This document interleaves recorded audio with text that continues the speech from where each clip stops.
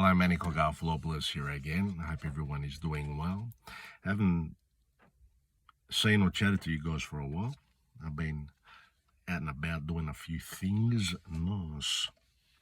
A little bit more on that at a later time. But I just wanted to take this moment just to do a quick tribute to Mr. Shane Warnie. And Malaka grew up luckily in the midst of an Australian fucking golden era of cricket. Arguably, there was one in the 70s as well with the Chappell brothers and Lily Marsh, and so on and so forth. I was lucky enough for them to be my introduction into cricket, and for me, cricket was my first love, believe that or not. Then there was footy, then soccer. But it was cricket for me. So I know a bit about the game in my life. I studied it from as a young boy. We used to play test matches out here in Brunswick here in the street. I'm just in my fakes, I've got a few things to do today, this weekend. But before I go in, I want to say this. And we used to play these massive test matches here on the street. But sometimes when people weren't, when the other kids weren't around to play, I would come out on my own and I would just bowl to the fence. One of the kids had come out one day in early morning, and I remember I was awake for some reason. I probably got up to take a piss, and I happened to glance out the kitchen window, and I saw him scurry in the early morning light, scurry across the street with a little can of paint and a brush, and he went up to the fence here across the street, Kira Maria's fence, and painted wickets, painted stumps on there.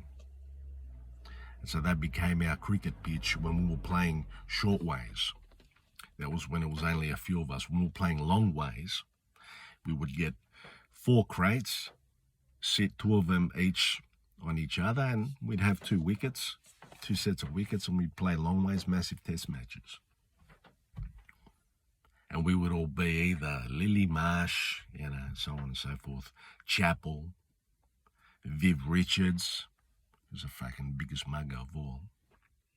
But then as we grew up, we entered into that golden era of Australian cricket in the 90s. Steve Waugh, Mark Taylor, Hayden. And then there was McGrath and Warne, who had both ends of the bowling attack covered. You had the brilliant fast bowler, or medium pacer, Glenn McGrath, bowling wicket to wicket. So you used to get a lot of fucking LBWs and get a lot of swing and movement away and all that. And then you had fucking Warnie. I still remember seeing him. That we all know about the Gadding ball. That was fucking legendary. But I remember watching his dismissal of Chanderpaul at the SCG, the way that ball just fucking spun back, and you knew that he would say to the bat, "I'm going for the rough. I'm bowling into the rough, and it's gonna fucking bounce, and it's gonna turn, it's gonna spin fucking 3 meters, and it's gonna get you to Malacca." Or someone like Cullinan, who was his fucking, they used to call it his bunny. So I'm gonna bowl you a flipper there. I'm gonna fucking get you out. You're not gonna pick it. And it would get him out. So many moments with Warnie there. An attacking spin bowler like that, there's been a few since. Morley. I remember Abdul Qadir, the Pakistani. He was the first leg spinner that I ever watched in awe, and I was like, fucking hell, there. This cunt's fucking bowling fucking googlies and wrong-uns and everything else. But Warnie was larger than life, man. Whether you liked it or not, he was larger than life. An attacking leg spinner, Malaka. Not a spin bowler who's hoping to not get whacked out of the ground. And Warnie, there were times where he just, if he was bowling to someone like Tendulkar or someone, and they were switched on, smack him out of the park. There were times where he got fucking clobbered, but for the most part, I could imagine being a batsman, top end batsman, watching this guy fucking walks in there. He used to walk in 1 or 2 steps, ka-tank, and he's walking in looking at you going, how am I going to fucking come around the wicket, aim at the fucking rough patch, and have the thing bounce and fucking keep low and spin, or again, like bowl that fucking flipper out of the front of the hand. Brilliant to watch it. And yeah, as for, he was fucking a mugger too, though. He was such a mugger, he'd go to India and go, I don't like the food here, fucking send me over cans of baked beans. That's what I want to eat today. I'm not eating Indian food. No offense to any fucking Indian people watching. I like Indian food today. But he's like, fuck that today. I want fucking my baked beans. I want my pizza with extra pineapple, apparently. And he used to smoke too. I'm not advocating smoking, but he was a little tubby in the early days.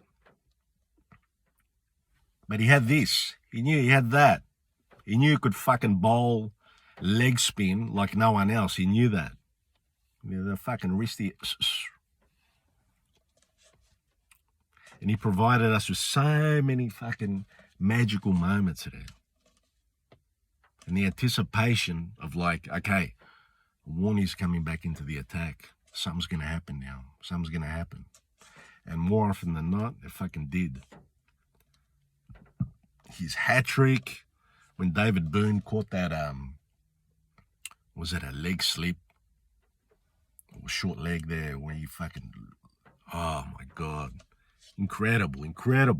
So many moments like that. So Warnie, you're going to be missed there. Much love to all his loved ones and all the people close to him who are missing him, or former teammates and players who we played against from other teams. They all respected him, and they knew that he was a brilliant cricketer, a brilliant bowler. And it's a shock that he comes young. He was fucking young. Sad day for sport around the world. Australian culture. I've had a bit to say about some malachias things about Australian culture that fucking shit me up the wall. But to be honest with you, with regards to cricket was my first love. And so I have an emotional attachment to former cricketers. This fella, Warnie, Steve Waugh, Greg Chappell, Rod Marsh just passed away recently. So a tribute to him as well. Fuck it. Sad though. Anyway, rest in peace, Warnie.